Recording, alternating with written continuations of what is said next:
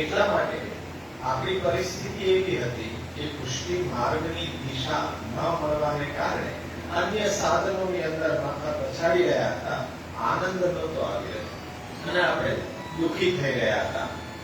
પરંતુ ત્યારે પણ પ્રભુએ કૃપા કરી કે જેમ સારસ્વત કલ્પમાં બ્રજભક્તો માટે આ પ્રત્યા હતા અને બ્રજભક્તોને આનંદ અપાવવા સિવાય અન્ય કોઈ પણ ઉદ્દેશ્ય એ બ્રજની અંદર પધારવાનું ન હતું.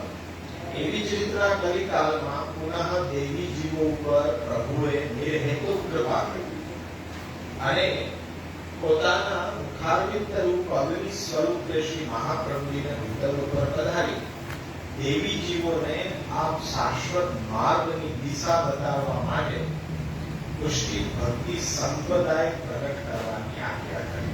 તો મહાપ્રભુજીએ પુષ્ટિ ભક્તિ સંપ્રદાય પ્રગટ કર્યો. સંપ્રદાય એક એવી વ્યવસ્થા છે કે જ્યાંથી આપણને પ્રભુની સેવા અને કથા જે માર્ગ ઉપર ચાલીને બ્રજભક્તોએ પ્રભુ પ્રાપ્તિ કરી હતી એ માર્ગની દિશા આજે કલિકાલમાં સંપ્રદાય થકી આપણને પ્રાપ્ત થાય. આપણે જાણી નથી શકતા કે કલિકાલની અંદર દેવી જીવોનો ઉદ્ધાર પ્રભુ કયા રસ્તે કરવા માંગે છે. તો જો શાસ્ત્ર એમ કહે છે કે કલિકાલની અંદર અને બહુ કરીને જ્યારે પ્રગટ ન વિરાજતા હોય પ્રભુ એટલે અનાવતાર કાળની અંદર પ્રભુ છે પોતાની ઈચ્છા આચાર્યને જણાવે છે અને આચાર્ય દ્વારા શિષ્યગણોને ઉપદેશના રૂપમાં ભગવાનની ઈચ્છા છે સમજાવવામાં આવે છે. એટલે એક વ્યવસ્થા એ છે પુષ્ટિ ભક્તિ સંપ્રદાય કે જેના થકી આપણને પુષ્ટિ માર્ગની દિશા પ્રાપ્ત થઈ અને એ માર્ગ ઉપર આપણે બધા ચાલી રહ્યા છીએ. એટલે પ્રભુ કૃપાથી આ પુષ્ટિ ભક્તિ સંપ્રદાય આપણને પ્રાપ્ત થાય. સંપ્રદાયની અંદર એવી કોઈ બાંયધરી નથી હો કે તમે નામ દીક્ષા કે પંચમન દીક્ષા લઈ લેશો તો તમારો ઉદ્ધાર થશે જ. ખાલી નામ દીક્ષા કે પંચમન દીક્ષા ધારણ કરવી સરળ છે પણ એ જીવનમાં એને જીવવી બહુ આકરી છે, બહુ કઠિન છે. અત્યારના સમયમાં કેવું છે 99% નામ દીક્ષા અને બ્રહ્મસમન દીક્ષા ખાલી લેવાનો જ ઉત્સાહ છે. પરંતુ આપણા દુર્ભાગ્ય કયો કે આવી સર્વોત્તમ દીક્ષા એના મહાત્મ્યને આપણે સમજ્યું નથી. કેટલી કઠિનતાથી આ દીક્ષા મળે. આપણે વાર્તા પ્રસંગ જોઈ રહ્યા હોય છે કે જ્યારે રૂપ સનાતન ચૈતન્ય સંપ્રદાયના આચાર્ય ચૈતન્ય મહાપ્રભુ શ્રી મહાપ્રભુજીને સમકાલીન આચાર્ય થઈ ગયા. આપણે વારંવાર એ વાર્તા પ્રસંગને વાંચીએ કે રૂપ ગોસ્વામી મહાપ્રભુજીને મળ્યા, પ્રશ્ન કર્યો કે આપનો માર્ગ પુષ્ટિ માર્ગ કહેવાય છે પણ આપના સેવકો બહુ દુર્ગા પાતળા છે, એનું રહસ્ય શું છે? ત્યારે મહાપ્રભુજીએ એવો જ ઉત્તર આપ્યો કે અમે તો આ બધાને ના પીધી હતી કે આ સંપ્રદાયમાં આવોમાં, છતાં એ લોકો આજે જપ લાગ્યું છે તો એનું ફલ ભોગવી રહ્યા છે. રૂપ ગોસ્વામી કાંઈ ન સમજી શકે. એમણે જઈને પોતાના ગુરુ ચૈતન્ય મહાપ્રભુને આ વાત કીધી કે આજે તો ભક્તિ માર્ગાચાર્ય શ્રી વલ્લભાચાર્યજી સાથે મેળાપ કર્યો. પણ પ્રશ્ન એવો કર્યો કે પુષ્ટિ માર્ગ આપનો કહેવાય અને સેવકો દુર્ગા પાતળા છે. તેમણે બહુ વિચિત્ર ઉત્તર આપ્યો કે અમે તો સેવકોને ના કીધી હતી છતાં પણ આની અંદર આવ્યા છે તો એનું ફલ ભોગવી રહ્યા છે. 3 દિવસ સુધી ચૈતન્ય મહાપ્રભુ છે મૂર્છિત રહ્યા કે આવો દિવ્ય સંપ્રદાય, આવો સર્વોત્તમ સંપ્રદાય એની દીક્ષા મળવી બહુ અઘરી છે અને જેને દીક્ષા મળી છે એ તો સૌભાગ્યશાળી છે. એનું મહાત્મય કહેવાય કે દીક્ષાનું મહાત્મય શું છે એ આપણને ખ્યાલ નથી. એટલે દીક્ષા આપણને મળી હોય તો એ બહુ કઈ વિશેષ આનંદ કે એવો અનુભવ ન થાય કે ભાઈ અમને નામ દીક્ષા મળી, ચાલો સંપ્રદાયની અંદર અમારો પ્રવેશ થયો, એનાથી વધારે ઓહો બ્રહ્મસમન દીક્ષા આપણે પ્રાપ્ત થઈ કે એનાથી સર્વોત્તમ દીક્ષા બીજી ક્યાંય છે જ. તો આવી દીક્ષા પ્રાપ્ત કરી કરવાનું શું? ત્યાં આપણી પીછેહટ થઈ ગઈ છે. નામ દીક્ષા લઈને આપણા કર્તવ્ય હોય અને પ્રસન્ન દીક્ષા લઈને પણ કંઈક કરવાના કર્તવ્ય હોય. હવે એક ગુરુ જે હોય એની જવાબદારી છે કે શિષ્યગણોને નામ દીક્ષા આપે છે તો પેલા સમજાવે કે નામ દીક્ષાનું સ્વરૂપ શું છે, દીક્ષા મંત્ર શું છે, જેમ આપણે ભણી રહ્યા છીએ. દીક્ષા મંત્રની ઉત્પત્તિ કઈ રીતના થઈ, દીક્ષા મંત્ર કોને દઈ શકાય, દેનાર પણ કેવો હોવો જોઈએ, એ લાયકાત ધરાવતો હોવો જોઈએ કે નહીં. જેમ સ્કૂલની અંદર સંપ્રદાય છે તો સંપ્રદાય ઇટ મીન્સ સ્કૂલ, તો સ્કૂલની અંદર ગમે તેને રસ્તે ચાલતા ટીચર તરીકે રાખી શકે. ટીચર માટે શું કરવું પડે, તમારા સર્ટિફિકેટ, તમારા રિઝલ્ટ ત્યાં મૂકવા પડે કે તમે એલિજિબલ છો અભ્યાસ કરાવવા માટે, તમારી લાયકાતનો ટેસ્ટ લેવામાં આવે, પછી તમને ત્યાં એ ટીચર તરીકે નિયુક્તિ મળે.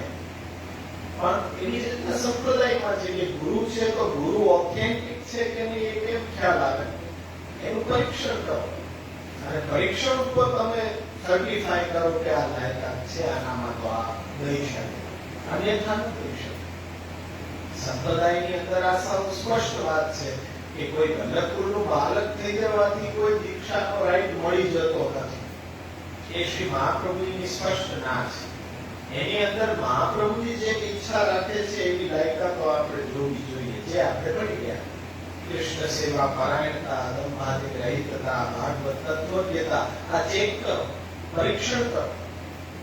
અને છતાંય પરીક્ષણ નથી કરી શકતા તો પછી આંખ બંધ કરીને ગુરુ ભાવ કોઈ વ્યક્તિ વિશેષમાં રાખવો નહીં. રાખવો જ છે તો શ્રી મહાપ્રભુજીમાં રાખવો. ઘરે મહાપ્રભુજીનું ચિત્રથી પધરાવીને એમાં ભાવ કરો, તમે મૂળનું સિંચન કરો છો, આપોઆપ ગાડી પાત્રા ઉપર જલ તો પહોંચવાનું જ છે. એટલે હવે તમે એમ પાછા અત્યારનો સમાજ પાછો પીડિત પણ થાય છે કે ત્યારે નહોતી સમજ અમને કે નામ દીક્ષા કે ભક્સન દીક્ષા લીધી, હવે સમજ આવી, હવે શું કરવું. પાછો અમારું મન ના કહે છે કે પરીક્ષા કરવી નહીં, અને પાછું અમારું મન એમ કહે છે કે આમાં કદાચ લક્ષણો ન પણ હોય એવી આશંકા છે. તો પછી આ દુવિધાનો માર્ગ પકડીને ચાલીને શું કરશો?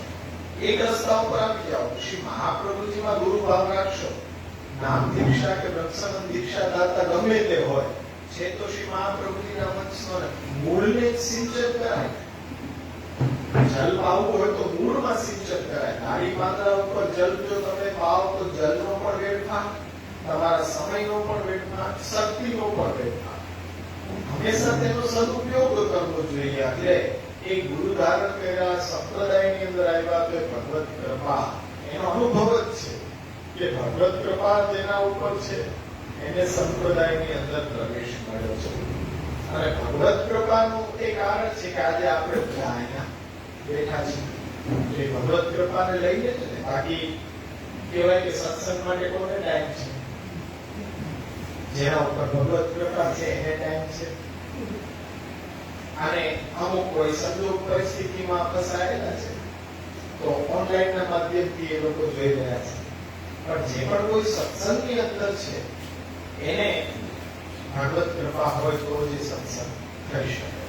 એટલે આપણે જોઈએ કે સત્સંગ પણ કેવો હોવો જોઈએ? સત્સંગ પણ પાછો ઓથેન્ટિક હોવો જોઈએ. સત્સંગ કરાવનાર પાછો અત્યારના તો પ્રારંભિક સ્ટેજ પર વિચાર કરીએ છીએ, પણ આપણો એ અનુસંધાન ચાલી જ રહ્યું છે કે સત્સંગ માટે કોઈ જો ક્યાંક જઈ રહ્યા છો તો વક્તા પાછો જલભેદ ગ્રંથની આધારે આવી જશે, અને પાછો શ્રોતા તો પાછો પંચપદ્યાની રૂપે આવી જશે. તો આ બંને વિવેક ત્યાં પણ સાચવવાના છે.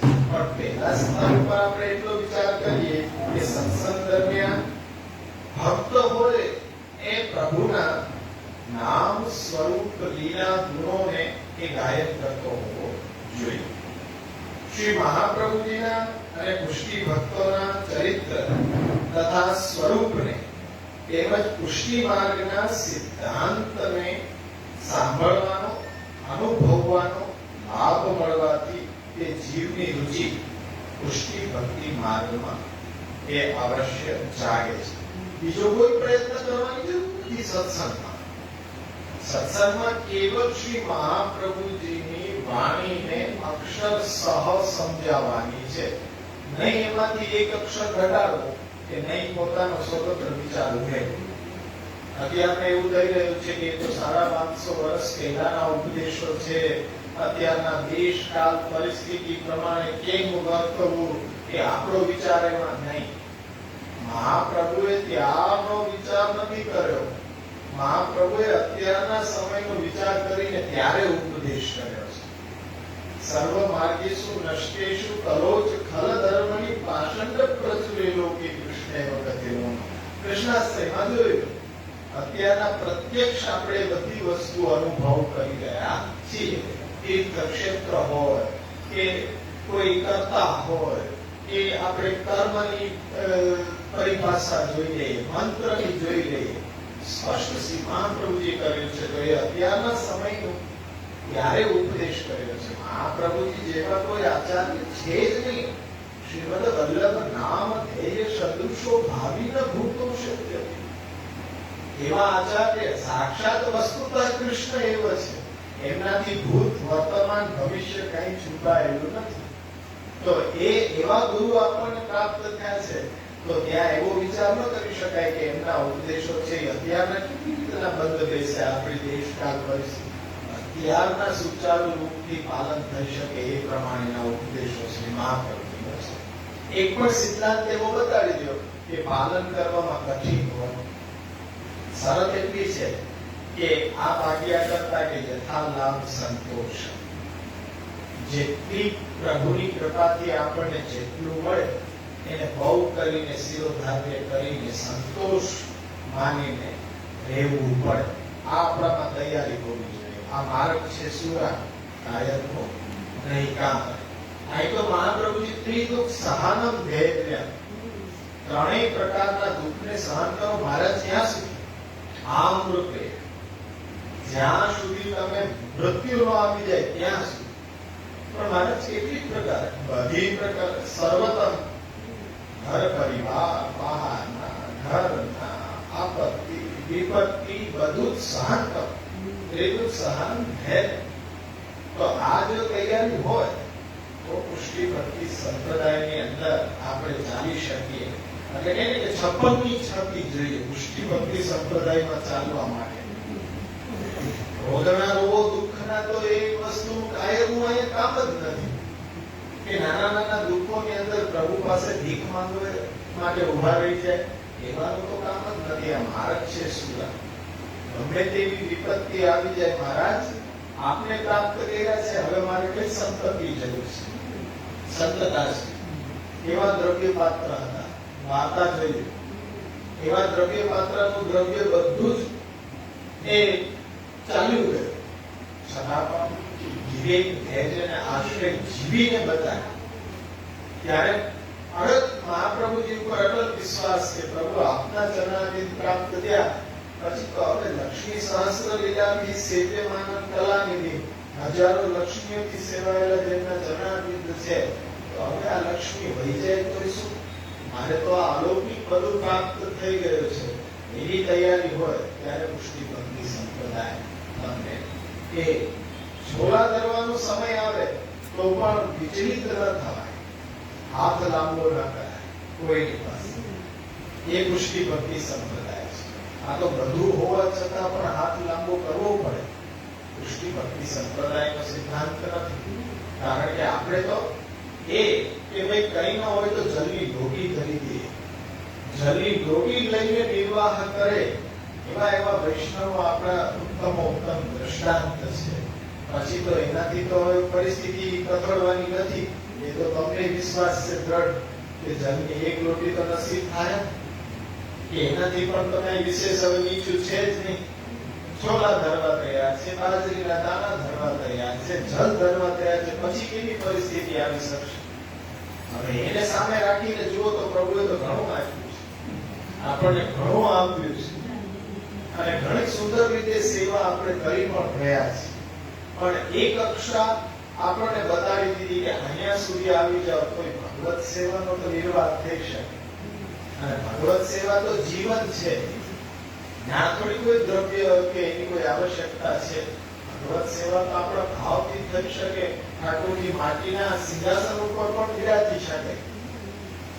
આજે તો આપણે કેટલા ઉત્તમ બધા સિંહાસન મંદિર સિદ્ધ કરાવીએ છીએ, તો માટીની ગાર ઉપર ઠાકોરજીને બિરાજાવીને સેવા કરી હોય એવા વૈષ્ણવ ભગવદીઓ પણ છે.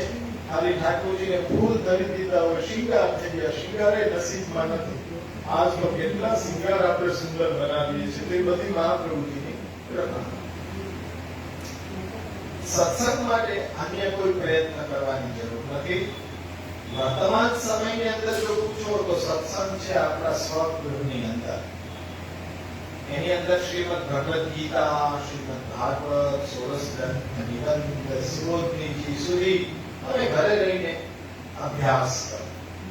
અને જ્યાં સંશય હોય ત્યાં જાણકારને તમે પ્રશ્ન કરી અને તમારો સંશય દૂર ન થાય ત્યાં સુધી પ્રશ્ન કરતા ઘરે રહીને અભ્યાસની પદ્ધતિ એ અત્યારના કરવી અને સત્સંગ પણ એને જ.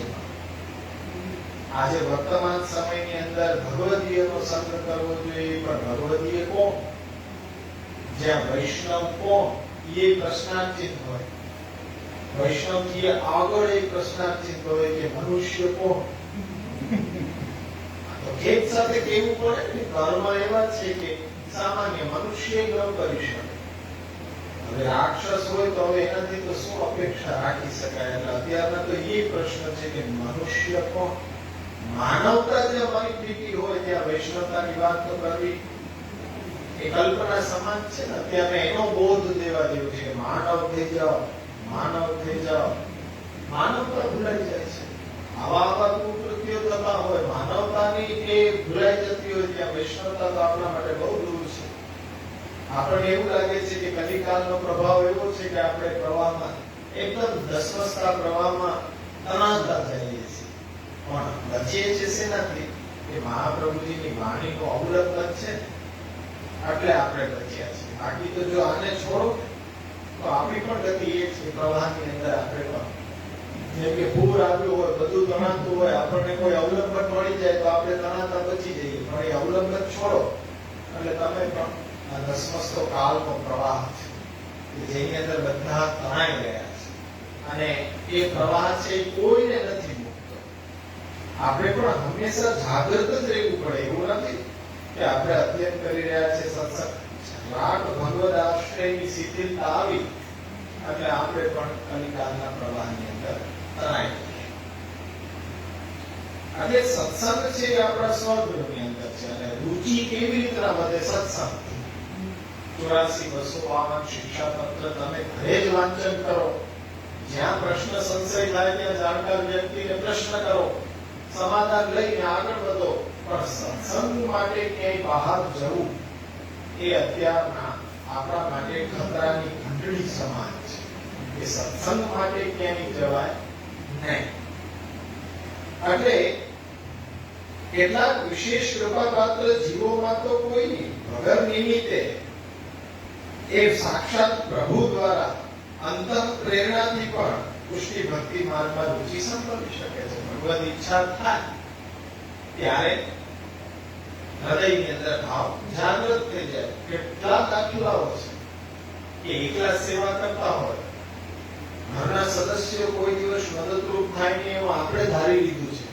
પણ જ્યારે પ્રભુને સેવા લેવી હોય ત્યારે એક ક્ષણની અંદર એની ભાવના પ્રભુ છે પોતાની અંદર પ્રવૃત્ત કરાવી દે છે. આપણે કેટલા પ્રયત્ન કરી ન થાય, પણ જો પ્રભુને સેવા લેવી છે તો અવશ્ય એ.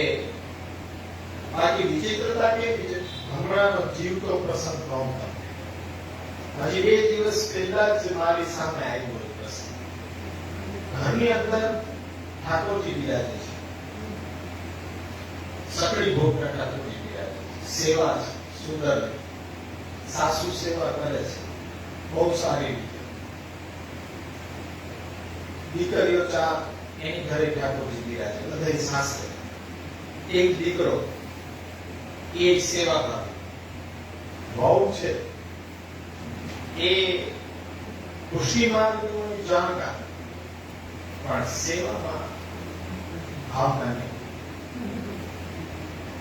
આપણા બધા ઓડિયો સાંભળે છે આખો દિવસ, એટલે મારા ઉપર આવ્યો વળતો પ્રહાર કે બધા જ પ્રવચનના ઓડિયો મારા કરતા વધારે તો ઈ સાંભળે છે, પણ સેવામાં જરાય ન આવે. અને ભાષણ ભૂષણ જેટલા ઠાકોરજીના છે એટલા હું જ કરું, પણ એ કે મને નહીં કહેવાનું, બહારથી કઈ લેવાનું હોય દીકરાને કહેવાનું, મને નહીં કહેવાનું.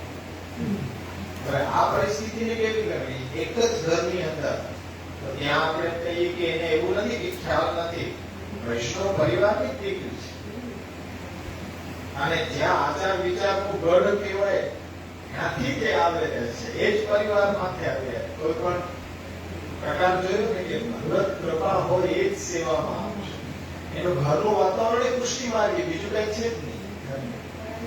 અને પોતે સાંભળે છે, એકે કે મૂકે નહીં, બધા કે ઓડિયો બધા સાંભળે, અને છતાંય કઈ હજી પણ મેં કીધું થોડો સમય હજી જવા જરૂર લાગશે. આ પ્રભુજીની વાણી છે, જો દેવીજી હશે તો અવશ્ય આકર્ષિત થશે, સેવામાં જોડાશે. પણ ભલા તેને સેવાની અંદર લાવ એ મહાપ્રભુજીનો સિદ્ધાંત નથી કે ભાઈ ત્યાં મહાપ્રભુજી પણ કે ઘરના સદસ્યો તમારો વિરોધ નથી કરતા, તમને સેવા કરવા દે છે તો તમે આનંદથી કરો, પણ એની રુચિ નથી થતી તો બળજબરીથી એને સેવામાં જોડવાનો પ્રયત્ન ના કરો. જો જોડશો તો ઉદ્વેગ થશે, એટલે એની ઈચ્છા થશે ત્યારે જ એ સેવામાં આવશે. આપણે તો પ્રભુનો ચરણારવિંદનો દ્રઢ વિશ્વાસ કે હે પ્રભુ તારે જે જીવની સેવા લેવી છે એ જીવની સેવા લેજે. એટલે પ્રભુને જો ઈચ્છા હશે, હવે એક જ ઘરમાં સેવાનો પ્રકાર ચાલુ છે, બધું ચાલુ છે, રસોઈથી માંડીને બધું સાસુ કરે, તમારા પૂરતું તમે કરી લો, બહારની રસોઈ હું કરી દઈશ, ઠાકોરજીનું એ ક્યારેય નહીં. તો એ પ્રતિબદ્ધ જ ગણાય કે ઘરની અંદર કોઈ રોકટોક નથી, છતાંય સ્વગત ઈચ્છા થતી નથી. એટલે આ વિચિત્રતા છે કે આવું કેમ? ત્યારે આપણને પણ સ્પષ્ટ દેખાય કે જો પ્રભુ પ્રતિબંધ કરી રહ્યા છે. લૌકિક પ્રતિબંધ હોય ને તો કઈક ને કઈક ઉપાય કરી શકાય, પણ અલૌકિક પ્રતિબંધો એમાં તો ધૈર્ય ધારણ કરવું છે, એ તો પ્રભુ દૂર કરે ત્યારે જ થઈ શકે. તો આ અલૌકિક પ્રતિબંધ કહેવાય કે કોઈ રોકટોક હોય, સ્વગત રુચિ નથી થતી સેવામાં, પણ કથામાં અને સાંભળવામાં રુચિ છે, જાણકારી લેવામાં બધી રુચિ છે, પુસ્તકો વાંચન કરે, બધા પ્રવચનો સાંભળે, પણ સેવામાં રુચિ નથી. હોય શકે કથામાં રુચિ વાળા, સેવામાં રુચિ વાળા આપણે જોઈએ છે અધિકારીઓ. તો એ વસ્તુ કેમ આપણે સ્વીકાર નથી કરી શકતા? અને બધાને સેવામાં જ બળજબરીથી જોડવા એવો આપણો ઈરાદો શા માટે છે? એક વખત કહેવાનું જ છોડો. આપણી જવાબદારી છે, પ્રકાર પણ કોણ કહે છે વધારે કરો? તમારા એકલાથી લીધે એટલો જ પ્રકાર તમે સેવાનો કરો. તમે આશા જ બીજાની શા માટે કરો છો? એક તરફ વધારી લ્યો પ્રકાર ને પછી એમ કહો કે હવે આ નથી આવતા, આ બધા બહિર્મુખ થઈ ગયા છે, ઘરમાં કોઈને છે જ નહીં, તો તમે શું કરો છો? તમને સેવા નથી ગમતી.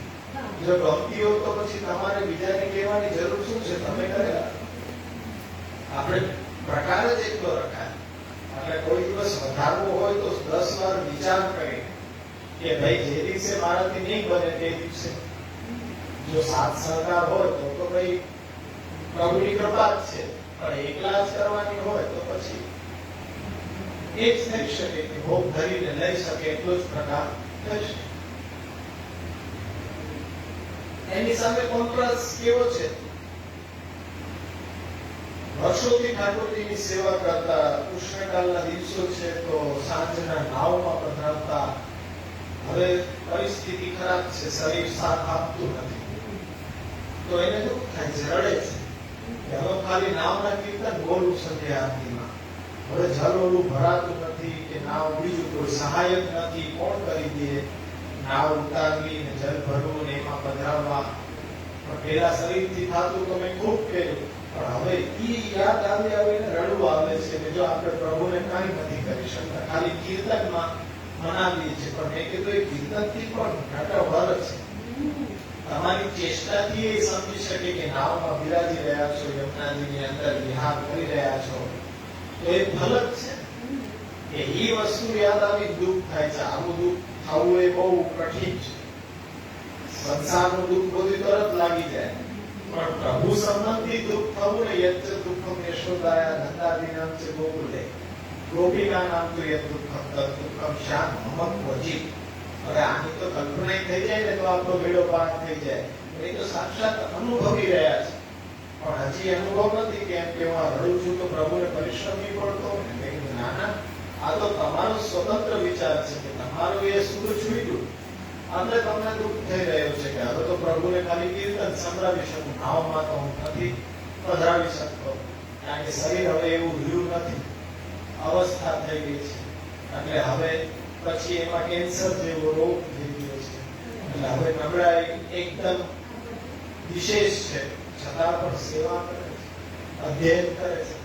પણ એટલું જ પાછું થાય છે કે હવે તો બહુ ઓછું થઈ ગયું. પહેલા તો એટલું થતું અને હવે તો બહુ ઓછા પ્રમાણમાં સેવા થાય છે. પણ મારા મનમાં એમ થાય રાખે છે કે આનાથી પ્રભુને પરિશ્રમ નહીં પડતો. નહીં, સેવા થઈ રહી છે તો એ પ્રભુને પરિશ્રમ નથી પડતો.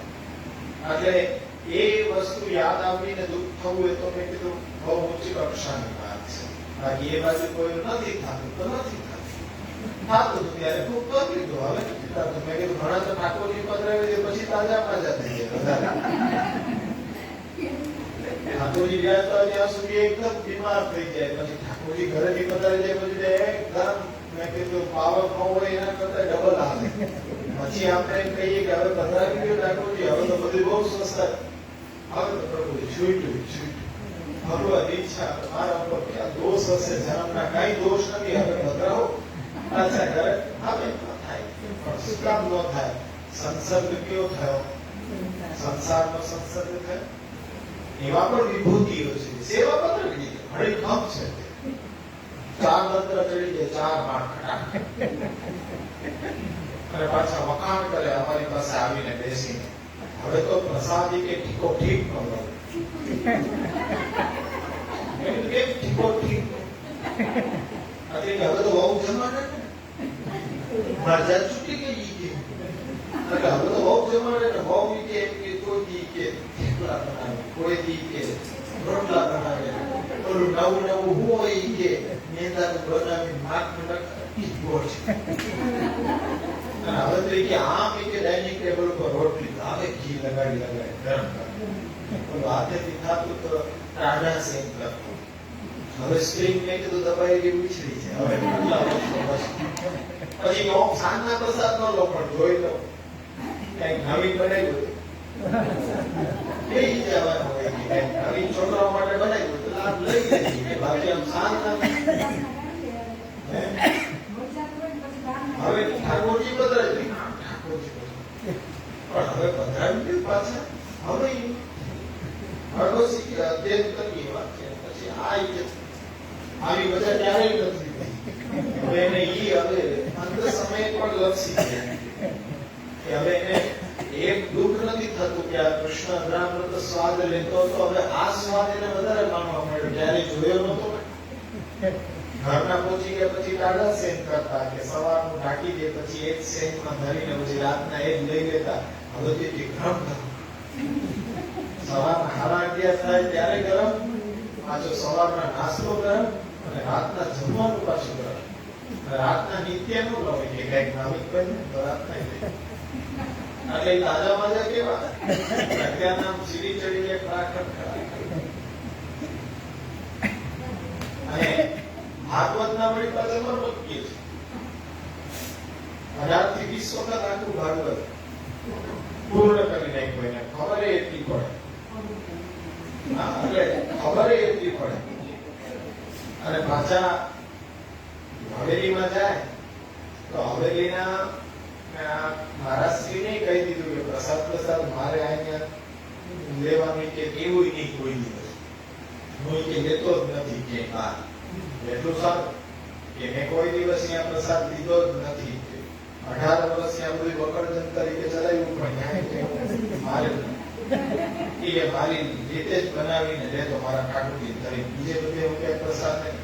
એટલે કે અમને ના પાડો તો કે ન લેવો હોય તો ના જ પડે ને, આપને બીજું શું કહેવાય. તો એ કે ઘરે જઈને પ્રસાદ લેશો તો આ કે સાંજે ઘરે પહોંચું તો સાંજે પ્રસાદ લઈશ. એટલે કે અહીંયા લઈ ગયો તો શું વાંધો છે, તો કે આનું મને ના આવે દેવ દ્રવ્ય કહેવાય. એટલે કે અમને આજ્ઞા આપી તો કે તમે આજ્ઞા આપો એ કઈ ન ચાલે, કે મહાપ્રભુજી જેમ આજ્ઞા આપતા હોય એમ કરાય. પછી કે અમે અંતર્યામી છે, ખોટે ખોટું એ કે ડોર ડ્રાઈવર આ બધા બેઠા જ નહીં કે મારે ક્યાં કેવું. એ નાના અમારા અંતર્યામીમાં તો સબ છે કે હજી કહું છું કે ના કેવો. હાલો એ કે હું શું ઠાકોરજીને સાત પીવો અરોગામીને આવ્યો છું, નાખીને આવ્યો છું ઘરે. કઈ કેવું કે એ થોડું ખબર પડે તો અંતર્યામી કેવા બહુ શું કે આપ રહેવા દો કે અંતર્યામી.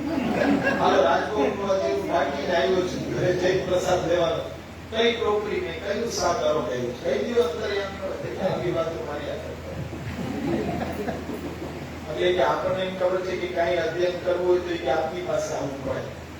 ન્યાય કે કઈ એવું કઈ હોય અને ત્યાં આજુબાજુ બેઠા હોય તો એ આગ્રહ મને કરે કે આ બધાને પ્રશ્ન કરે કે મને ખબર છે કે આ બધા પ્રશ્ન હું શું કરું, આ લોકો કઈ ખબર છે જ નહીં તો પ્રશ્ન શું કરું. પુસ્તકો બધું આપણી પાસેથી પકડાવી જાય, અધ્યયન કરે, પણ એ જાય ઓલી બાજુ તો ત્યાં ખાલી કે દંડવત કરવા, બીજું કઈ નહીં. કે ગુરુ છે હજી એ બોલો વિસોટો પડેલો છે એ હજી ઢીલો થયો રાખે અને ગુરુના બંધને હજાર રાખે, પણ ત્યાં કઈ. એટલે આ બધી વિરુદ્ધતા છે, કોન્ટ્રાવર્સી કે જેની ઉપર કૃપા હોય ને એ જ. હવે એને આખું જીવન સેવા કરી, પણ અંત સમય રિઝલ્ટ હવે ખબર પડે છે ને કે એ સેવા કેવી રીતના થતી હતી, કર્મકાંડના રૂપમાં થતી હતી. બાકી તો અત્યારના ના થઈ શક્યું હોય, છૂટ્યું હોય તો કઈ દુઃખ તો હોવું જોઈએ ને કે લેવું પડે છે. હવે તો એ આનંદથી વખાણ કરીને લઈ રહ્યા છે, તો એ કેવું વિરુદ્ધતા છે. એટલે ઘણાને અંતઃપ્રેરણાથી પુષ્ટિ ભક્તિ માર્ગમાં રુચિ થતી હોય અને આ પ્રકારની માર્ગ રુચિ વાળા જીવો પુષ્ટિ માર્ગની અંદર પ્રવેશ મેળવવા યોગ્ય ગણાય છે. કોઈ પણ જિજ્ઞાસા કૃષ્ણ સંબંધી હોય ને તો એને પુષ્ટિ ભક્તિ સંપ્રદાયની અંદર પ્રવેશ આપવાનો વિચાર કરી શકાય છે. ગુરુનું કર્તવ્ય છે કે જે દીક્ષા લેવા આવે છે એની પહેલા માર્ગ રુચિ જાણ. તમારા પ્રશ્ન છે એના ઉપરથી તમારી માર્ગ રુચિ નિશ્ચિત થાય. તમારા પ્રશ્ન કૃષ્ણ સંબંધી હોય તો તમારી માર્ગમાં રુચિ છે એ નિશ્ચિત થાય છે. અનુમાન એનાથી કરી શકાય તમે પ્રશ્ન કયા કયા કરો છો. જો સંસારના પ્રશ્નો હોય તો તમે હજી પુષ્ટિ ભક્તિ સંપ્રદાયથી દૂર છો. એટલું આ સંપ્રદાય સરળ નથી પ્રવેશ આપી દેવો. ઘરેથી નીકળ્યા છે, પિતાને કહીને કે જગદીશ જાઉં છું યાત્રાએ, તમે મને પૈસા ના આપો. જગદીશ પાસે કઈ કે કોટ છે, મને આપશે બધું, હું તમને બતાવીશ કે જગદીશ મને શું આપવા સમર્થ છે. રસ્તામાં જતા મહાપ્રભુજીનો સંપર્ક થયો, જાણી લીધા કે આ તો મારા માટે જ પધાર્યા છે અને આપ સાક્ષાત કૃષ્ણ છો, મને તો હવે શરણે લઈ લ્યો. મહાપ્રભુજી કે નહીં, અત્યારના તારા ચિત્તની અંદર તારા પિતાને જગદીશ તને શું આપે એ બતાવવાનો મનોરથ છે. કીધું જગદીશ જા, ત્યાં તને જે મળે એમાં પપ્પાને તું બતાવી દે પિતાને. પછી તારા મનમાં હજી કઈ સંસારની ઈચ્છાઓ ન હોય અને કેવલ ભગવત પ્રાપ્તિની હોય ત્યારે આપજે. ત્યારે શરણે લેવાનો ખરો સમય. આપણે કહેતા હતા કે ખરો સમય કયો, જ્યારે કૃષ્ણની પ્રાપ્તિની તીવ્ર જિજ્ઞાસા થાય, બીજી કોઈ ઈચ્છા ના હોય શેષ, ત્યારે પુષ્ટિ ભક્તિ સંપ્રદાયના આપણે અધિકાર. એટલે અત્યારના તો આપણા બધાયમાં એવું છે, ઓછે વધે પ્રમાણમાં કોઈ અધિકારી હજી ત્યાં નથી. એની પહેલા આપણે આ શું કરીએ છીએ હવે તો પ્રભુ જાણે. એટલે દીક્ષાથી જો પુષ્ટિ માર્ગના સિદ્ધાંતો મુજબ પ્રભુના સેવા સ્મરણમય જીવન જીવવા તત્પર જણાય તો જ તેને પુષ્ટિ માર્ગીય દીક્ષા આપવી જોઈએ, અન્યથા નહીં. આજે તો ગુરુ એટલા બધા ઉદાર થઈ જાય છે કે બધાને બ્રહ્મસંબંધ દીક્ષા, નામ દીક્ષા એ આપી દે છે જાહેરમાં. આટલું બધું ગુરુને ઉદાર પણ બનવું જોઈએ નહીં. શા માટે ન બનવું જોઈએ? ગુસાઈજીનું વાક્ય રાખવામાં આવ્યું છે. ગુસાઈજી શું આજ્ઞા કરે છે? વિચારેવ સદા દેય કૃષ્ણ નામ વિશેષતઃ અવિચારિતાને સ્વયં દાતા વિનશ્યતિ. કૃષ્ણ નામ છે એ જેને તેને આપવાનો વિષય નથી. જે અધિકારી હોય એને જ એ નામ આપવું જોઈએ. અન્યથા જો અનધિકારીને નામ આપી દેશો તો દેવાવાળાનો નાશ પહેલા કીધો છે. દેવાવાળાનો નાશ કેવી રીતના થાય કે કંઈ પણ કર્મ કરે છે તો એની ફલમુક્તતા રહેતી નથી. એના કર્મ બધા વ્યર્થ થઈ જાય છે. એ રીતના નાશ કીધો છે. હા, વિનાશ છે ને અત્યારે દેખાય તો રહ્યો છે તમને બધો. વિનાશ નજરે દેખાઈ રહ્યો છે ને. મહાપ્રભુજી થી વિરુદ્ધ ચાલી રહ્યા અને આપણે લઈ રહ્યા છીએ. અને લઈ રહ્યા છો શા માટે? અજ્ઞાન છે એટલે. તમને એમ લાગે છે કે આ કઈક ઉદ્ધારનો માર્ગ છે. આપણા બધા દોષો દૂર થશે, આપણા પાપ બળીને ભસ્મ થઈ જશે. પછી શું કરવાનું? નવા મોટા બાંધવાની શરૂઆત કરવાની. એટલે અત્યાર સુધીના બધા પાપ બળીને ભસ્મ થઈ ગયા, હવે નવેસરથી બધા ભેગા કરો. એના માટે ઉત્તમ જીવન શૈલી છે, જીવન પદ્ધતિ છે, ગુરુનું કર્તવ્ય છે. અત્યારના ગુરુ હવે ગુરુ તરીકે કેવા લાયક નથી. શિષ્ય તો પછી કેવા હોય? જેવું કુવામાં હોય એવું અવેડામાં આવે. આ સિદ્ધાંત છે કે ભાઈ અત્યારના ગુરુમાં કોઈ એવા લક્ષણો નથી તો શિષ્યગણ પણ એ જ પ્રકારના છે. પણ હકીકતે ઉપદેશ આ મળવો જોઈએ. એટલે જ તો આપણે કહીએ છીએ કે યુવાનોને આપણે પ્રેરણા કરો, યુવાનોને લાવો. કમસે કમ એ તો બચી જાય. આપણે તો જીવનની ઉત્તરાર્ધ અવસ્થાની અંદર જઈને આ બધું શીખા, પણ એમને તો આપણે પહેલા સમજાવીએ. આપણો તો ઈ પ્રયત્ન છે કે એ લોકોને સાચી દિશા આપીએ કે ભાઈ આ રીતના અંધશ્રદ્ધાની અંદર ફસાવ નહીં. નામ દીક્ષા કે બ્રહ્મસંબંધ દીક્ષા એ આંખ મીચીને ગ્રહણ કરવાની દીક્ષા નથી. આટલી બધી દુર્લભ દીક્ષા છે. એના કર્તવ્યનો જો તમે પાલન કરી શકતા હો તો જ એ દીક્ષા લેવી જોઈએ. હવે સાવ સ્પષ્ટ અને સીધો ઉત્તર છે કે લગ્ન ક્યારે કરાય? કે જ્યારે ગ્રહસ્થાશ્રમ ચલાવવાની આપણી પૂરી તૈયારી હોય ત્યારે. કેમ પહેલા જ બાળપણમાં જ લગ્ન નથી કરી દેતા? અરે ભાઈ ત્યાં સુધી હજી એનામાં એવી લાયકાત નથી, સામર્થ્ય નથી. ભણે ગણે, નોકરી વેપાર ધંધો વ્યવસ્થિત કરે, પગભર થાય, પછી વિચાર થાય. એ જ રીતના પ્રભુની સેવા કરવા માટે સામર્થ્ય બતાડે, સેવાની પૂર્ણ તૈયારી બતાડે, સમર્પિત જીવન જીવવાની તૈયારી બતાડે, ત્યારે જ તો બ્રહ્મસંબંધ દીક્ષા દેવાય. એની પહેલા બ્રહ્મસંબંધ દીક્ષા કે ખાલી પરણવું છે પણ સાસરે નથી જવું, તો એ તો વાત કેવી રીતના શક્ય છે? આપણે આપણા દેહથી એટલું મમત્વ છે કે એ દેહને પરિશ્રમ ન પડવો જોઈએ. હવે આ દેહથી પ્રભુની સેવા નહીં કરીએ તો પ્રભુને શું સુખ? દીકરી લગ્ન લાયક થઈ ગઈ હોય, મા બાપને લગ્ન કરવા છે પણ સાસરે નથી વળાવતી. પ્રૌઢાપી દુહિતા યદવત સ્નેહાન પ્રેષ્યતે વરે. મહાપ્રભુજી એમ કહે છે કે ભાઈ દીકરી લગ્ન લાયક થઈ ગઈ હોય, તમે લગ્નની વિધિ બધી કરો પરંતુ એને સાસરે ન મોકલો તો એના લગ્ન જીવનનું શું સાધન? આ સીધો જવાબ કે બ્રહ્મસંબંધ દીક્ષા લ્યો, ભગવત સેવા ન કરો તો બ્રહ્મસંબંધ દીક્ષાનો અર્થ શું? ના લીધા બરોબર જ છે ને. આજે 99% એવી ભ્રમણાની અંદર બધા જીવી રહ્યા છે કે બ્રહ્મસંબંધ લઈને શું મોટું તીર મારી લીધું, દીક્ષા લઈને પણ શું ફાયદો? વ્યર્થમાં ગઈ ને દીક્ષા. એ તો વ્યર્થમાં ગઈ જો તમને એ જીવન જીવતા ન આવ્યું તો. અને એ શીખવા માટે એક જ રસ્તો છે, મહાપ્રભુજીના ગ્રંથોનો અધ્યયન કરો તો જ શીખવા મળશે. અને સત્સંગના બાને ક્યાંય આજે શીખવા જશો તો ક્યાં ઊંધા રવાડે ભરાઈ જશો એ ખ્યાલ નથી.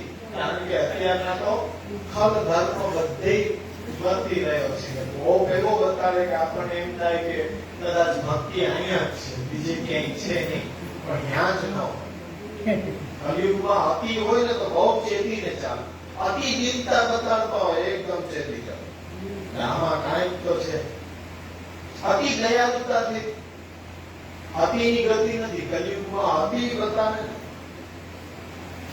એટલે એ અતિ હોય ત્યાં બહુ ચેતીને ચાલે. એ શા માટે કરી રહ્યો છે આ પ્રકારે વર્તન? હવે અહીંયા ગુરુ માટે પણ એ જ જરૂરી છે કે શિષ્યગણના કલ્યાણ માટે દીક્ષા આપવાની પડે. ગુરુને પણ એ જ ઉદ્દેશ્ય હોવું જોઈએ કે તમને દીક્ષા મળે તો તમે એ દીક્ષા થકી કૃષ્ણ પ્રાપ્તિના ધ્યેય સુધી જલ્દીથી પહોંચી શકો. ગુરુના હૃદયમાં જો એવી ભાવના ન હોય ને, તમારા હૃદયમાં એ ભાવના છે કે નામ દીક્ષા લઈ પ્રભુના નામ મંત્રનો જપ કરી શરણાગતિ દ્રઢ કરી રક્ષાબંધ લઈ પ્રભુને પ્રાપ્ત કરવા છે, પણ દેવાવાળાના મનમાં એ નથી તો પણ રક્ષાબંધ નહીં થઈ શકે.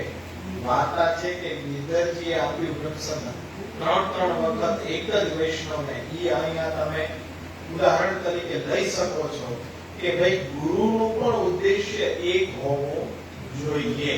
એટલે જ ગુસાઈજીએ ગિરધરજીને પણ ત્રીજી વખત વ્રત કરવાની આજ્ઞા આપી કે આપ પણ એક વ્રત કરો, લેનાર પણ એક વ્રત કરે. શા માટે? કે દેનારનો પણ હેતુ એક જ હોવો જોઈએ કે આને ભગવત પ્રાપ્તિ એ કરી શકવો જોઈએ, એ માટે સામર્થ્યવાન બને. તો બંનેના ધ્યેય એક થશે ત્યારે દીક્ષા ફલીભૂત થશે. આજે કહે છે કે જાહેરમાં બધા આપે છે દીક્ષાઓ, શેના માટે આપતા? આજે આપણને સ્પષ્ટ છે વેપાર, વાણિજ્ય, ધંધો. ત્યાં દીક્ષાનો પણ ધંધો કરી લીધો. 250 રૂપિયા 500 રૂપિયા એ નામ લખાવો અને જમા કરાવો અને પછી એ દીક્ષા તમને દેવાય. તો એ તો પ્રભુના નામનો વિક્રય થયો. હવે સમજો કે પ્રભુના નામનો વિક્રય કેવો છે કે પ્રભુનું નામને જે વેચે છે, પછી જે કીર્તનિયા હોય કે દાઢી લીલા વાળા હોય કે કાન ગોપી વાળા હોય કે રાસ લીલા વાળા હોય, ભાગવત કથાકાર હોય, કીર્તનિયા હોય, પણ કીર્તન માટે ઠાકોરજીના નામ સ્મરણને જે વેચે છે એની શું ગતિ થાય? બ્રહ્મ વૈવર્ત પુરાણનું અહીંયા ઉદાહરણ આપ્યું છે. બ્રહ્મ વૈવર્ત પુરાણમાં પ્રભુના નામે ચરી ખાનારાઓની નિંદા કરતા પૃથ્વી બ્રહ્માજીને કહે છે કે શ્રી કૃષ્ણના મંગલકારી નામને જે વેચે છે તેના પાપના ભાવથી હું આજે પીડિત છું. પૃથ્વીના વચન છે કે મારી ઉપર મોટા મોટા પહાડો અને આ બધા વૃક્ષો છે એનો ભાર મને જરાય નથી લાગતો, પણ એવો એક પણ વ્યક્તિ કે જે કૃષ્ણ નામને વેચી રહ્યો છે, એ મારા ઉપર જીવી રહ્યો છે ને, એના ભારથી હું પીડિત છું. આટલી હીનતા બતાડવામાં આવી છે. અને આજે આપણે પ્રેરીએ છીએ, પોષણ કોણ આપે છે? આપણે જ બધા. અરે એ તો પાપી છે, અધમ છે, કૃષ્ણ નામને વેચનાર છે. ખરીદનાર કેમ બની ગયા તમે બધા?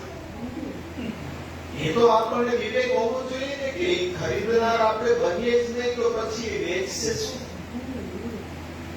એ ખરીદનાર આપણે બનાવીએ જ નહીં. આપણે પૈસા આપીને એવા મનોરથોને એ ઉજાગર કરવા માટે આવા બધા કાર્યક્રમો ગોઠવીએ છીએ. એ કોઈ ભક્તિનો અંગ નથી. ભલે ભાગવત તમે બેસાડો, પણ ભાગવત વાંચનાર રૂપિયા લઈ લે છે તો એ ભાગવત નથી રહેતું. એ ભાગવત તમને મોક્ષ પણ નહીં આપી શકે, સામાન્ય જનોને પણ એ મોક્ષ નહીં આપે, પણ સંસારમાં વધારે બાંધશે. તો આ રીતના અત્યારના કલિકાળની અંદર તો એક ઘર તો ડાકણે મૂકે, એના કરતા પણ બહુ ઉતરતી કક્ષાની કોઈને ન મૂકો. કમસે કમ ભગવાનને તો મૂકી દો. ભગવાનને ન મૂકવા, મહાપ્રભુજીને ન મૂકવા, કોઈને ન મૂકો. હવે જે ભગવાનને ન મૂકે પછી આપણને મૂકે. ત્યાં જ આગળ ભગવાન નંદરાયજીને કહી રહ્યા છે કે મારા નામને વેચનાર. હમણાં પ્રશ્ન કર્યો કે બધાએ આપે છે દીક્ષા, ઈ શું? એનો આ જવાબ. પ્રભુ નંદરાયજીને કહી રહ્યા છે કે મારા નામને વેચનાર બ્રાહ્મણને મરતી વખતે પણ મારું નામ યાદ નહીં આપી શકે. ગૌગીત વચનાત અન્યથા રૂપયંતી ભ્રાંતા યેતે નિસર્ગ ત્રિદશરી કુત્યા કેવલાંધન તમોગા. ક્યાં એમની ગતિ થવાની છે? અંધંતમ, નરકની અંદર એમની ગતિ થવાની છે કે જે ભગવત નામનો વિક્રય કરે છે એને. અને એને જન્મ મરણના ફેરાથી મુક્ત ક્યારેય એ જીવ થઈ શકતો નથી.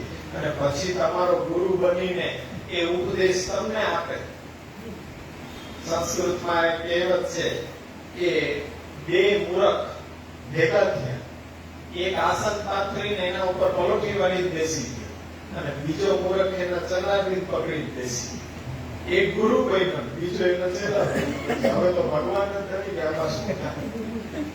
આ બે મૂર્ખાઓ ભેગા થયા કે જેને ખબર નથી પડતો પુષ્ટિ માર્ગ નો પગ, અને એ તમારો ગુરુ બની જાય અને તમે પાછા એના ચેલા બની જાઓ.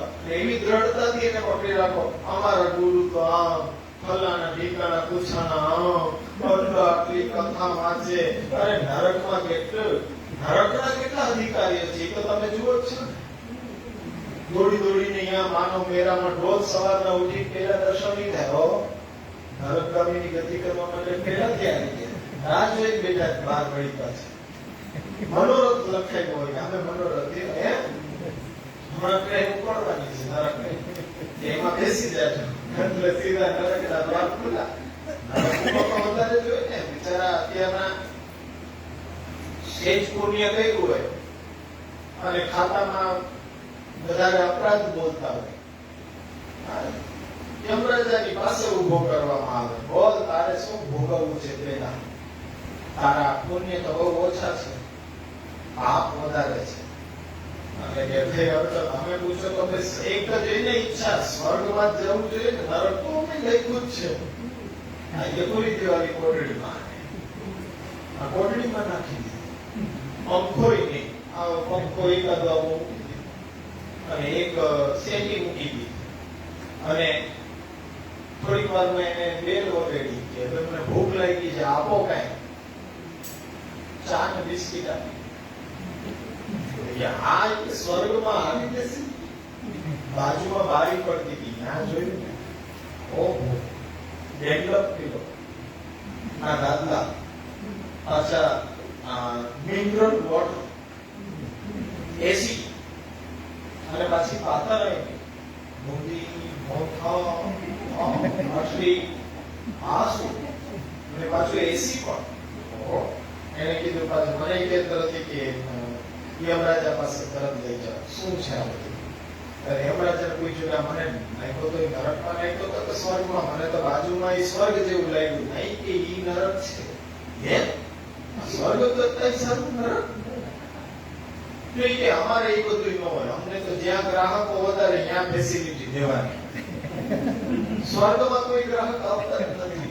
તારો જેવા રેડો ખેડો એકાદો આવે તો ત્યાં અમને પોસાય એસી નાખવું, ત્યાં બુદ્ધિ મોનતા ને એ બધું અમને પોસાય. અહીંયા મનોરથીઓ ઘણા છે તો ત્યાં બધું ફેસિલિટી વધારે આપી. કારણ ત્યાં તો હમણાં વેઇટિંગમાં જોઈએ કેટલા બધા છે, ઉભા જ છે લાઈનમાં. ત્યાં તો બધું રિક્ષા દેવા પડે, આનો લાભ બધા લેવા પડે. જ્યાં ગ્રાહક વધારે ત્યાં ફેસિલિટી અપાય ને, ત્યાં એવું જ છે. એટલે આ બધું નરકના દ્વાર તરફ. એટલે આપણે એમાં કોઈ ચિંતા કરવાની જરૂર નથી, કારણ કે તો નરકગામીની ગતિ છે. ચિંતાની દુઃખ થાય કે ઉત્તમ દેવી જીવ તરીકે જન્મ લીધો પણ મહાપ્રભુજીને જો અવલંબન ન કરી શક્યો તો બિચારો મફત માટે કપાયો.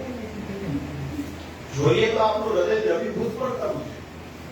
બાકી આપણા પાછા સિદ્ધાંતમાં ચાલનારા બે ડગલા આગળ નીકળે. આપણે એનાથી શું કામ છે?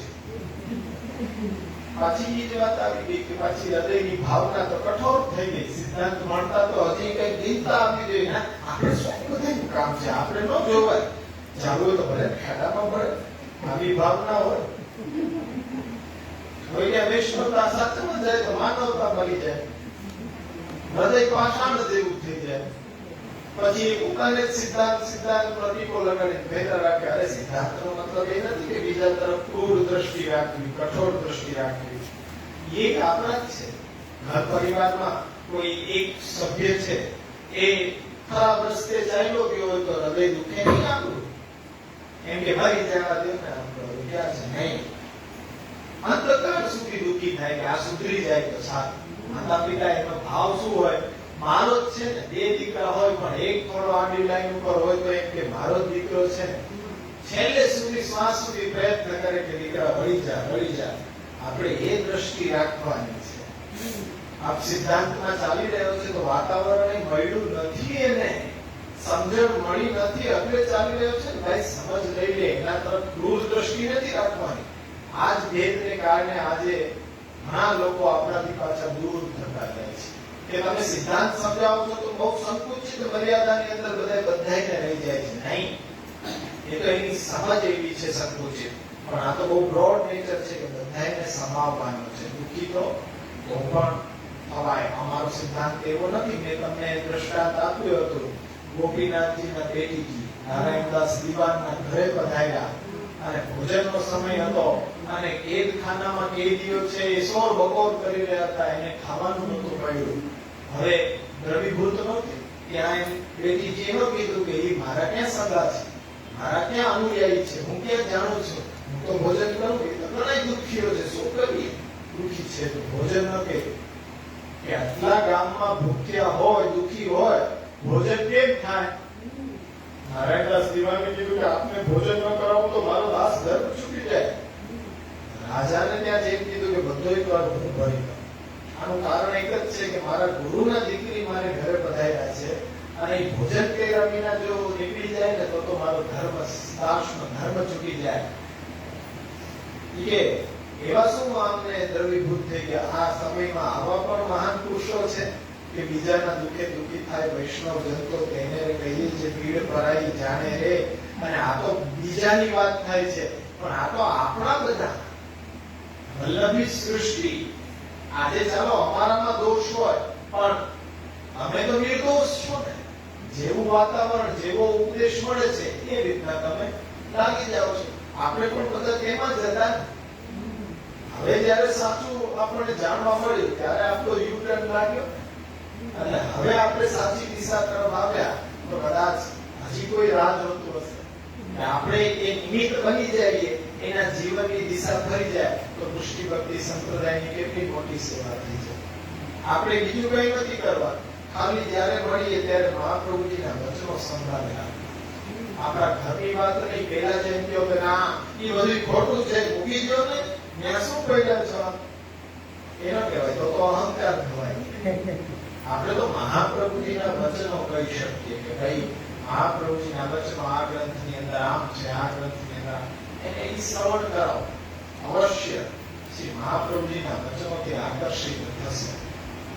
વાર્તા સાહિત્યમાં તમે જુઓ, મહાપ્રભુજીનો સંપર્ક ન થયો એની પહેલાનું જીવન કેવું પ્રવાહી જીવન હોય. દેવીજી હોય છતાં પણ કેટલા દૂષણની અંદર ફસાયેલા હોય. પછી એના જીવનમાં કેવો યુટર્ન લાગે. કદાચ જુગાર રમવાની ટેવ હોય, બધું હારીને ગામમાંથી ભાગી જવાનો પ્રસંગ આવ્યો હોય, આપણને એમ થાય કે આ થોડી વૈષ્ણવ બની શકે, આ થોડી દેવીજી. પણ મહાપ્રભુજીના સંપર્કમાં આવ્યા પછી જીવન કેવું કે કૃષ્ણ પ્રાપ્તિ સુધી પહોંચે. તો આ મહાપ્રભુજીની કૃપા છે. સામર્થ્ય મહાપ્રભુજીમાં છે, આપણામાં નથી. આપણામાં એ સામર્થ્ય નથી, પણ મહાપ્રભુજીની વાણીમાં એ સામર્થ્ય છે કે અવશ્ય એ વિચાર વધી જાય. હૃદયની અંદર કૃષ્ણ સાનિધ્ય માત્ર દત્ત શ્રી કૃષ્ણ પ્રેમ. ખાલી મહાપ્રભુજીના સંપર્કમાં આવે તો કૃષ્ણ પ્રેમ જાગૃત થઈ જાય. તો શું આપણે એ મહાપ્રભુજીના વચનો અભ્યાસ કરીએ તો ન થાય? એટલે આવા જે લોકો છે તેઓ બ્રાહ્મણ કેમ ન હોય, ઉચ્ચ કુલનો કેમ ન હોય, છતાં પણ મારા નામનો વિક્રય કર્યો છે તો અંત સમયે એના મોઢામાં મારું નામ આવશે નહીં, જન્મ મરણના ચક્કરમાંથી છૂટશે નહીં. હવે આ સિદ્ધાંતો મુજબ ચાલવાની ઈચ્છાથી દીક્ષા લેવા વાળો કોઈ દીક્ષાર્થી હોવો જોઈએ, પરંતુ માર્ગના સિદ્ધાંત મુજબ આચરણ ના કરે, પાખંડ કરે એવો શિષ્ય ન હોવો જોઈએ. અને પાખંડીને શિષ્ય બનાવવાથી ખુદ ગુરુની અયોગ્યતા તેમજ માર્ગ પ્રત્યે બેદરકારીનું પ્રદર્શન થાય છે. આ સ્પષ્ટ જવાબ. અત્યારના કેમ જાહેરમાં બધું દેવાય છે, કેમ હોલસેલના મોડે દેવાય છે દીક્ષાઓ બ્રહ્મસમાન? તો કે માર્ગ પ્રત્યે બેદરકાર થઈ ગયો છે. ગુરુ છે, માર્ગ પ્રત્યે બેદરકાર થઈ ગયો છે. બહુ કઈ હરખ જેવો વિષય નથી કે અમારા ગુરુદેવ તો 500 બ્રહ્મસમાન આપી દે. સાવ બેદરકાર થઈ ગયા છે 800. અને એ પોતાના સંપ્રદાયને અત્યારના એ અવગતિ ઉપર લઈ જઈ રહ્યા છે. એ બહુ કઈ હર્ષનો વિષય નથી.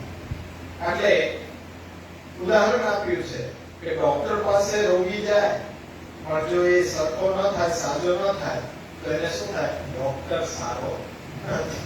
ડોક્ટરમાં એવું કઈ સામર્થ્ય છે નહીં. ડોક્ટર ફેરવો. તો તમે બધા તો કમ્પાઉન્ડર પાસે ટિકિટ કપાઈ જ ગઈ છે ને. ડોક્ટરની બદલે કમ્પાઉન્ડર ને તમે તો કમ્પાઉન્ડર ને શું ખબર હોય કે તમારો રોગ કયો છે? આ 4 ટીકડી કે દેતા હતા, હવે એમાંથી જે તમને લાગે એ ન લાગે તોય તમારે ભોગવવાનું. મારે તો 501 થી મતલબ છે ને. હવે નામ દીક્ષાને અધિકારી ન હોય તો પછી તમને એ દીક્ષા કેવી રીતના પચશે? પછી એ દીક્ષાથી કદાચ તમારી અવગતિ પણ થઈ જાય તો ન સમજવાને કારણે ભાઈ નહોતી લીધી ત્યાં સુધી તો અપરાધ નહોતો, પણ લઈને પાછું અમે સંસારિક જીવન જીવીએ છીએ તો અપરાધ થયો ને. હવે એ અપરાધથી તો પછી અમારે જ ભોગવવું પડશે ને. એના લીધે ન લીધા હોત તો નિરપરાધી ગણાત કે ભાઈ લીધી જ નથી દીક્ષા. પણ લઈને પણ લઈ લીધી છે તો હવે જાગૃત થાવ. ગુરુ બેદરકાર છે તો તમે તો દરદાર રાખો. તમે જાગૃત થાવ. એ જ તો હેતુ છે. અભ્યાસ વર્ગનો ચલાવવાનો શું હેતુ છે? એટલે જો ડોક્ટર આવો ના કાબેલિયત હોય તો પાખંડી અત્યારના હોય તો ગુરુની જ આ અયોગ્યતા છે, બેદરકારી છે. અને સિદ્ધાંત વિપરીત આચરણ થી આપણને એમ થાય કે માર્ગ પ્રત્યે વફાદારીનો અભાવ છે. ગુરુમાં જ વફાદારીનો અભાવ હોય તો પછી હવે શિષ્યગણમાં તો કેવી રીતના આશા રાખી શકાય?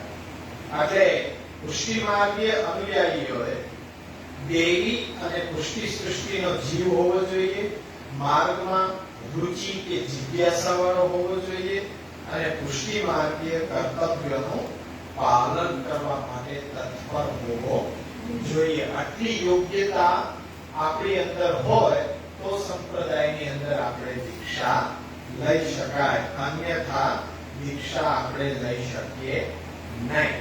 આ આપણો આજનો વિષય હતો.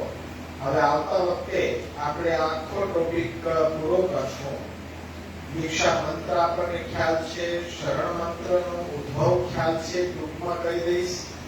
પુષ્ટિ માર્ગે દીક્ષાનો સમય, દીક્ષા સ્થાન, મંત્ર જપનો પ્રકાર અને છેલ્લે ઉપક્રમ અને ભાવના. એ લઈ અને આપણે સેવામય જીવન તરફ આગળ વધીશું. આ એકદમ બેઝિક છે અને આમાં પ્રશ્ન કરવા જરૂરી છે, કારણ કે પ્રશ્નથી જ આપણે આમાં વિષય છે એ સુસ્પષ્ટ બનાવી શકશું અને આગળ સુધી સંદેશ આપી શકશું કે આવું ન. અત્યારના જે પ્રશ્ન થયો અયોગ્ય, પહેલો પ્રશ્ન આ જ હોય કે અત્યારના સમયમાં આ રીતના દીક્ષા દેવાય છે તો શું સમજ? આપણે સ્પષ્ટ કીધું કે ગુરુ છે મહાપ્રભુને જ વફાદાર નથી. ગુરુ છે સંપ્રદાયને જ વફાદાર નથી. સંપ્રદાયને વફાદાર હોય તો તમને વારસામાં મળ્યું શું? જે સંપત્તિ મિલકત મળી આ સંપ્રદાય અને મહાપ્રભુજીના સિદ્ધાંતો, વચનો, વિચારો એ અમારી સંપત્તિ છે. તો આજે જે રૂપિયા પૈસાનો કેટલો આગ્રહ હોય છે, એ લેવા માટે કેટલા તલવાપડ થાય છે, કેટલા વર્ષો સુધી કેસો લડવામાં આવે છે, પણ મહાપ્રભુજીના સિદ્ધાંતોને સાચવવા માટે વફાદાર કેમ નથી બનતા? એમાં તમે બેદરકારી કેમ એ રાખવો છો? એમાં સ્પષ્ટ પ્રમાણ છે. અત્યારના સાવ સ્પષ્ટ સાચું કહી દેવાનું કે એ મહાપ્રભુજીનો વંશ ભલે રહ્યો પણ સંપ્રદાય પ્રત્યે વફાદાર નથી. વફાદાર હોત તો સંપ્રદાય પ્રમાણે મહાપ્રભુજીના વિચારો પ્રમાણે જીવન જીવી આચરણ કરીને ઉપદેશ આપતો હોત, પણ એવો ઉપદેશ નથી આપતો. એટલે તમારે સ્પષ્ટ સમજી લેવાનું કે એ વફાદાર નથી. પછી એવા વ્યક્તિ પાસે તમે દીક્ષા લ્યો તોય ભલે અને દીક્ષા ન લ્યો તોય ભલે, કોઈ રીતે તમને ઉપયોગી થઈ શકશે નહીં. આ આપણે એકદમ સ્પષ્ટ સમજાવવાનું. યુવાનોની વાત પર એ એકદમ સ્પષ્ટ ઉત્તર દેવાનું. એનાથી એની ભાવના ખંડિત નહીં થાય, પણ એ ભાવના આગળ એ સ્વસ્થ થશે કે નહીં, અમને કીધું એ સાચું તો કીધું, અમને જે દેખાય છે અને અનુભવ કરી રહ્યા છીએ, તમારા શબ્દોની અંદર અમારે સાંભળવું હતું, તમે સાચું કહેનારા છો, તો એની માર્ગમાં શ્રદ્ધા વધશે. અત્યારના બીએ છે શા માટે કે સાચું કહેવાય તો બધા ત્યાં સંપ્રદાયથી ભાગી જશે, કોઈ અહીંયા રહેશે. અરે ખોટું ક્યાં સુધી ચલાવશે? ખોટું તો હવે બધું બહાર પડવાની તૈયારી છે. ઘટ તો હવે ઘણો ભરાઈ ગયો છે પાપનો. હવે ફૂટવાની તૈયારી છે, પછી જેવી રીતના ભાવના તૂટશે પછી એ સંધાશે. હવે જેવી રીતના તમે એ બધો ઘટસ્ફોટ થાય પછી જે ભાવના તૂટે ફરી પાછી બંધાય. એના કરતા અત્યારે સાચું કહેશો, સાચો ઉપદેશ આપશો, ભૂલ સ્વીકારશો, તમે પ્રાયશ્ચિત કરશો તો અવશ્ય એ કદાચ ભાવના છે સુસ્વસ્થ રહી શકશે સંપ્રદાયની અંદર. અનુયાયીનું જોવાનું હોય કે અનુયાયી કરતે કૃષ્ણ પ્રાપ્તિની અંદર આપણે સહાયક થવાનું છે. કોઈ એના આપણે હેડ બનીને કોઈ આપણી ભોગ વિલાસના જીવનની અંદર આપણે એનો ઉપયોગ નથી કરવાનો, પણ મહાપ્રભુજી થકી કૃષ્ણ પ્રાપ્તિના માર્ગની અંદર આપણે એના સહાયક બનીને સાથે ચાલવાનું છે. એ ભૂલી ગયા છે અત્યારે, અમે બધા એ ભૂલી ગયા છીએ કે અમારી સેવા કથા કરીને કૃષ્ણ પ્રાપ્તિ તો અમારી કરવાની છે. અમે કઈ એવો સર્ટિફિકેટ સર્ટિફાઈડ થઈને નથી આવ્યા કે વલ્લભવંશમાં જન્મ મળ્યો તો અમને કૃષ્ણ પ્રાપ્તિ થશે. અમે તો કાર્ય એવા કરીને કે કંદન તો નરક તરફ હવે તો જવાની તૈયારી છે. તો એ અવશ્ય વિચાર કરવો જોઈએ. મહાપ્રભુજી તો કહે છે વિવેક ધૈર્ય ભક્ત્યાદિ રહિસ્તસ્ય વિશેષતઃ પાપા શબ્દસ્ય દીનસ્ય. ભલે કેમ નો હોય આવું તો પણ જીવન એકવાર કૃષ્ણની શરણાગતિ લઈ લીધા પછી એ પાપ તો ભરીને ભસ્મ થઈ જશે, પણ પુનઃ એ પાપાચરણ થવું જોઈએ નહીં.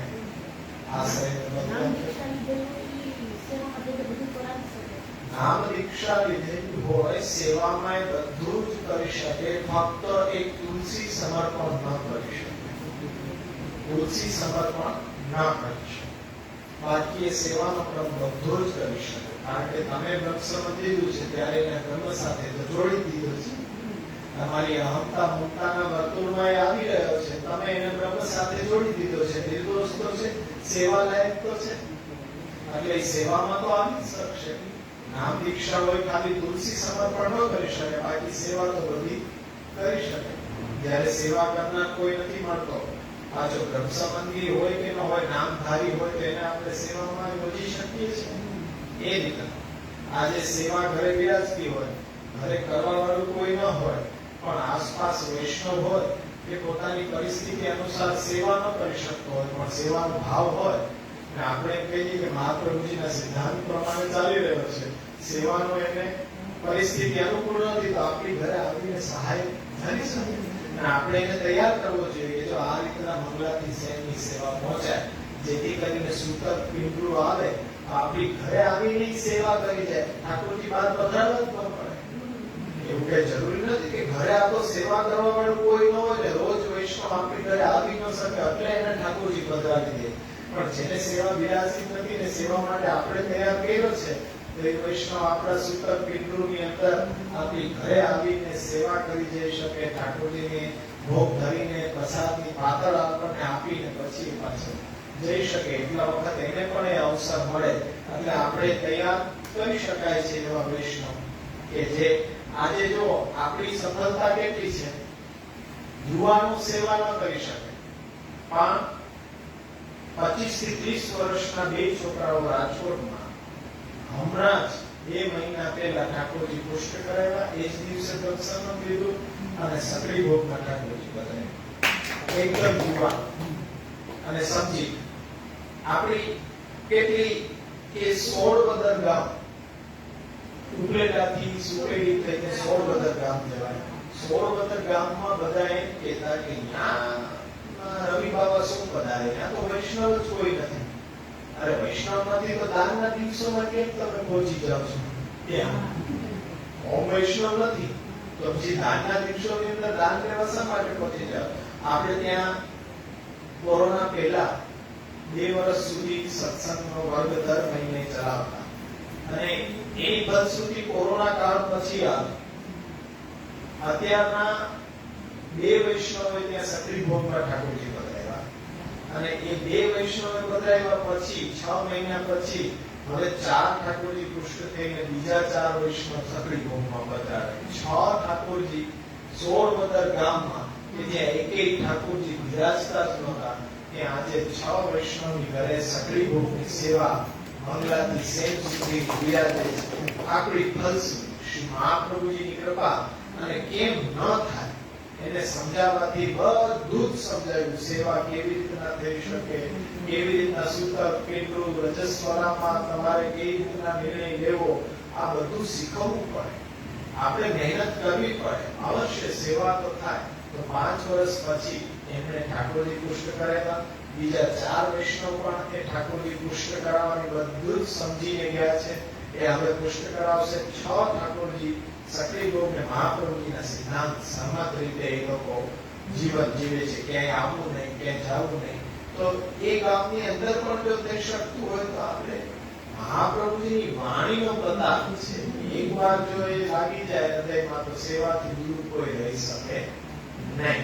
અને ઘણા બધા સેવામાં જોડાયેલા છે અને એ મહાપ્રભુજીની કૃપા છે. કે બહુ મોટો ફેરફાર આવવાની કોઈ શક્યતા પણ નથી. પણ જે જીવો હજી સેવાના અધિકારી છે અને સેવાથી દૂર છે એવા 2, 5, 10 માટે જ આપણે આ પ્રયત્ન કરી રહ્યા છીએ.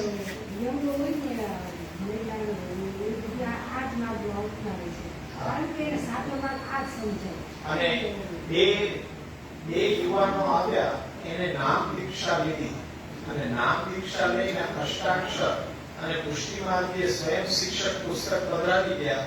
એનો અધ્યયનની શરૂઆત કરી છે. એટલે એ લોકોએ સ્પષ્ટ કીધું કે બ્રહ્મસંબંધ દીક્ષા અમારા માટે છે જ નહીં, કારણ કે અમે સેવા નથી કરી શકવાના, કારણ કે રાજકોટની અંદર અમે વેપાર વાણિજ્યમાં જોડાયેલા છીએ. અમારા માટે શું, તો કેવલ નામ દીક્ષા લઈ અને આજે એ લોકો અધ્યયનની અંદર એ જોડાયા છે. તો એ પણ આપણે કહીએ ખ્યાલ આવવા માંડ્યો કે બ્રહ્મસંબંધ નહીં, અમારે તો ખાલી નામ દીક્ષા લઈને ગ્રંથોનું અધ્યયન અમે વિડીયો દ્વારા કે ઓડિયો દ્વારા સાંભળી શકીએ એટલો સમય જ અમારી પાસે છે. તો એ સાચી શરૂઆત થઈ. હવે અમે બ્રહ્મસંબંધ નહીં લઈએ, અમારે ખાલી નામ દીક્ષા જ લેવી છે. અમે અધ્યયન કરી શકીએ, સેવા હજી નહીં કરી શકીએ. એક દિવસ કે અમારે જવાનું હોય તો અમારા બાળકો સેવા પહોંચી જશે. અમારા પ્રભુને કે બદલાવા તો એ ફળશ્રુતિ છે ને ક્યારે તૈયાર થાય, સમજે તો તૈયાર થાય કે આજે અમે કરી દઈશું. પણ સેવાને એટલી સરળ બનાવો તો, બાકી જો સરળ ન બનાવો તો આજે એનાથી તો ડરે છે. યુવાનોએ પોતાની નાનપણની વયમાં આવો જળ પ્રકાર સેવાનો જોયો છે ને, એટલે એને ગ્રંથિ એવી બંધાઈ ગઈ છે કે આવું તો અમારાથી ન થાય, ભયંકર સેવા અમે ન કરી શકીએ. એટલે એટલી બધી મેં રાતે છોકરું આતે અહીંયા પગ પડી ગયો તો અહીંયા છોડાય, અહીંયા પગ પડી ગયો એવી રીતના આજના યુવાનો જોડાય નહીં. પણ એને સરળતમ પ્રકાર બતાવવો પડશે અને ક્યાં નથી. આપણે વિરોધ કરતા હોઈએ તો પણ સેવા જ કરી રહ્યા છીએ. તો આજે સ્પષ્ટ છે. તો એ સેવામાં જોડવા છે, આપણું ધ્યેય છે ને, તો પછી આપણે આ રીતના છૂટછાટ લેવી પડશે. અને એ તો કોઈ પણ 5 વર્ષ સુધી જ્યાં સુધી સમજણો ન થાય બાળક જોવાતો નથી. જોવાતો નથી. હા, જોવાતો નથી. આપણે એને પણ આપણે એને એટલું કે કોરા વસ્ત્ર હોય ને એ પહેરાવી દેવા, પછી એ મંદિરમાં આવે અડે બધું જોઈ કઈ વાંધો નથી. પણ એ જ આપણી ભૂલ છે કે ત્યાંથી જ એને બહાર રાખ્યા હોય તો પછી કાયમી બહાર જ રહી ગયા. અને રોવાનો વારો પાછો આપણો જ આવે કે હવે સેવાની ના પાડે છે, સેવા કરતા નથી. એટલે થોડુંક સમજીને આપણે પણ આચરણ કરશું ને તો એને સમજાશે. આચારની સાથે વિચાર જોડાયેલો હોવો જોઈએ. વિચાર વિનાનો આચાર હોય ને તો એ તો જડતા જ હોય. એને બધા એમ કહે છે કે આમાં કઈ છે નહીં, પણ એની પાસે એની પાછળનું કારણ શું? યંગસ્ટરોના પ્રશ્ન આવા હોય કે શા માટે ડુંગળી લસણ શા માટે ન ખવાય? ભગવાને તો બનાવ્યા છે, ખાવા માટે બનાવ્યા છે, કેમ ન ખવાય? આપણને એમ થાય કે બાલ સહજ સવાલ છે. પણ એવો પણ કે ભાઈ ભક્તિ માર્ગ છે, સાત્વિકતા હશે તો ચિત્ત પ્રભુમાં લાગી શકશે. આ બધા તામસ ગુણવાળા તામસ પ્રકૃતિના ખાદ્ય પદાર્થો છે. જો એ ખાશો અને ઈચ્છા એવી રાખશો કે તમારું મન છે શુદ્ધ બને, કદાપી શક્ય નથી. એટલે આપણે જે કોળીઓ લઈએ એનો 1/4 ભાગ આપણા મનના ઘડતરમાં કામ કરે. એટલે જ આપણે એ સુવિચાર કહેતા કે અન્ન એવો ઓળખા.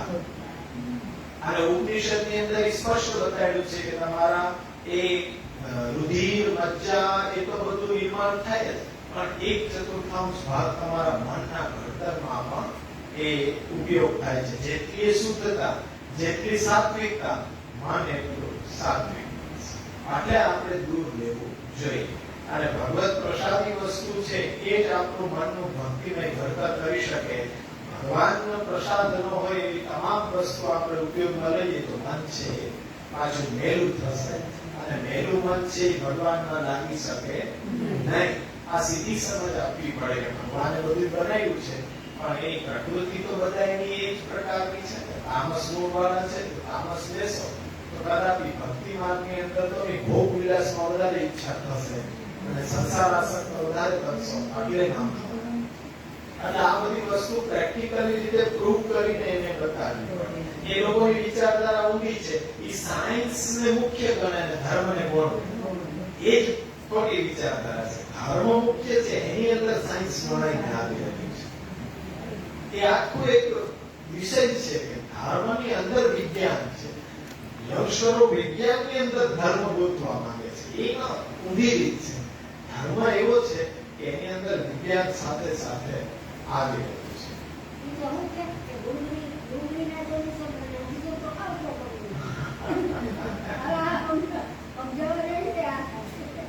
એટલે એમાં તો ઘણું બધું રાતે દવાઓની અંદર તો આજે અખાદ્ય વસ્તુ પણ આવે, પણ એ શું છે? અપવાદની અંદર છે. જ્યારે શરીરની અંદર રોગ છે, ઔષધની અંદર તો પાછું લેવાની શાસ્ત્ર છૂટે આપે છે. સંચર છે તો સંચર મોજ મજાથી નથી ખાવાનું, પણ એ ફાંકીની અંદર સંચર ઉપયોગ કરો તો વાંધો નથી.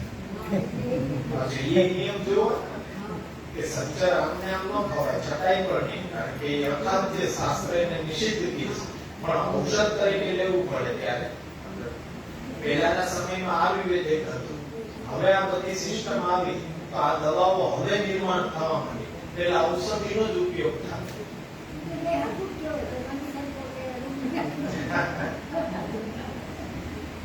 આશ્રયનું બદલાય.